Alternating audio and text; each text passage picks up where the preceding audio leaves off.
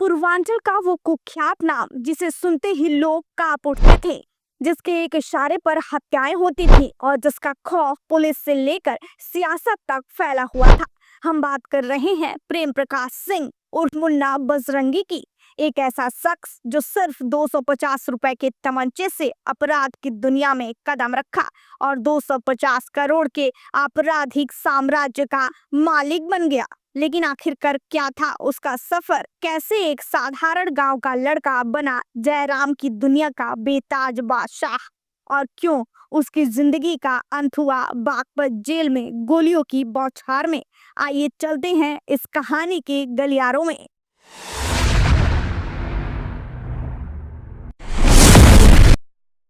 प्रेम प्रकाश सिंह का जन्म 1967 में उत्तर प्रदेश के जौनपुर जिले के पूरे दयाल गांव में हुआ था। उसके पिता पारसनाथ सिंह एक साधारण किसान थे जो अपने बेटे को पढ़ा लिखा कर इंजीनियर या डॉक्टर बनाना चाहते थे। लेकिन प्रेम प्रकाश का मन पढ़ाई में नहीं लगा। सिर्फ 5वीं कक्षा तक पढ़ने के बाद उसने स्कूल छोड़ दिया। कहा जाता है कि बचपन से ही उसे डाकुओं और गैंगस्टर्स की कहानियां लुभाती थी। बॉलीवुड की फिल्में देखकर वो गैंगस्टर बनने का सपना देखने लगा। 14 साल की उम्र में प्रेम प्रकाश की जिंदगी ने एक नया मोड़ लिया। एक घटना ने उसे अपराध की दुनिया में धकेल दिया। उस समय उसके चाचा का गांव में भुल्लन सिंह नाम की एक व्यक्ति से विवाद हुआ। भुल्लन ने उसके चाचा को सरेआम गालियां दी, जिसे प्रेम प्रकाश बर्दाश्त नहीं कर सका। उसने 250 रुपए में एक कट्टा खरीदा और भुल्लन सिंह की हत्या कर दी। यह थी उसकी पहली हत्या और यहीं से शुरू हुआ प्रेम प्रकाश का मुन्ना बजरंगी बनने का सफर। जानकारी के मुताबिक इस हत्या के बाद प्रेम प्रकाश ने अपना नाम मुन्ना बजरंगी रख लिया। गांव में हल्ला मच गया। पुलिस ने पीछा किया लेकिन वह भाग निकला। 17 साल की उम्र में जौनपुर के सुहेरी थाने में उसके खिलाफ अवैध हथियार रखने और मारपीट का पहला मुकदमा दर्ज हुआ। इसके बाद वह अपराध के दलदल में धंसता चला गया। शुरुआती दिनों में मुन्ना ने छोटे मोटे अपराध किए जैसे मारपीट और लूट। लेकिन उसकी मुलाकात जौनपुर के स्थानीय माफिया गजराज सिंह से हुई, जिसने उसे अपने गैंग में शामिल कर लिया। गजराज सिंह मुन्ना को आधुनिक हथियार और संरक्षण दिया। 1984 में गजराज के इशारे पर मुन्ना ने एक व्यापारी की हत्या की, जो उसकी दूसरी हत्या थी। इस घटना ने उसे पूरे पूर्वांचल में कुख्यात कर दिया। 1990 के दशक के अंत तक मुन्ना बजरंगी का नाम पूर्वांचल में आतंक का पर्याय बन चुका था। उसने एक के बाद एक कई हत्याएं की, जिनमें से कुछ ने पूरे उत्तर प्रदेश को हिलाकर रख दिया। उसके कुछ बड़े अपराधों की बात करें तो 1993 में बीजेपी नेता रामचंद्र सिंह की हत्या का मामला उनमें से एक है। इसे सुर्खियों में ला दिया। 1995 में वाराणसी के कैंट क्षेत्र में मुन्ना ने छात्र नेता प्रकाश शुक्ला को गोली मार दी। यह हत्या उसकी क्रूरता का एक और सबूत थी।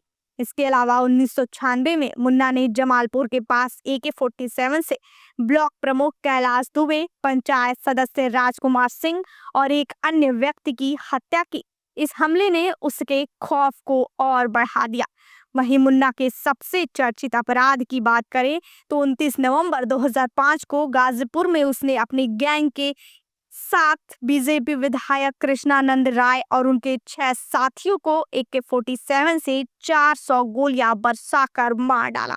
इस हत्याकांड ने सियासत में तूफान ला दिया और मुन्ना को पुलिस की मोस्ट वांटेड लिस्ट में शामिल कर दिया। रिपोर्ट्स के मुताबिक मुन्ना बजरंगी ने अपने 20 साल के आपराधिक जीवन में कम से कम 40 हत्याएं की, जैसा कि वो खुद दावा किया करता था। हत्या, लूट, रंगदारी, अपहरण, उसका नाम हर बड़े अपराध से जुड़ा था।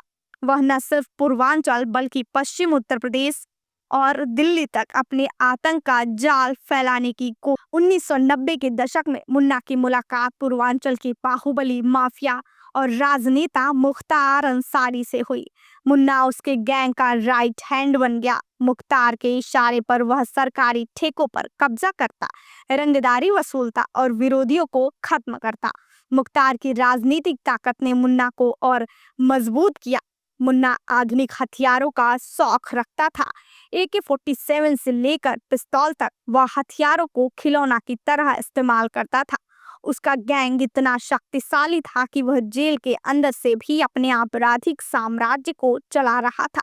अपराध की दुनिया में नाम कमाने के बाद मुन्ना बजरंगी को सियासत का चस्का लगा। वह जानता था कि पूर्वांचल में अपराध और राजनीति का गहरा नाता है। 1996 में जब मुख्तार अंसारी ने समाजवादी पार्टी के टिकट पर मऊ से विधायक का चुनाव जीता, तो मुन्ना को राजनीतिक संरक्षण मिला। इस संरक्षण ने उसे और बेखौफ बना दिया और 2012 में मुन्ना ने खुद सियासत में कदम रखा। उसने जौनपुर की मडियाहू विधानसभा सीट से चुनाव लड़ा, लेकिन उसे करारी हार का सामना करना पड़ा। इसके बाद उसने अपनी पत्नी सीमा सिंह को भी राजनीति में उतारा। सीमा ने पिछले विधानसभा चुनाव में हिस्सा लिया, लेकिन वह भी हार गई। मुन्ना का राजनीतिक सफर भले ही असफल रहा, लेकिन उसने अपने आपराधिक साम्राज्य को मजबूत करने के लिए सियासत का इस्तेमाल किया। कहा जाता है कि रंगदारी से कमाए करोड़ों रुपए उसने नेताओं और पुलिस अधिकारियों के जरिए निवेश किए।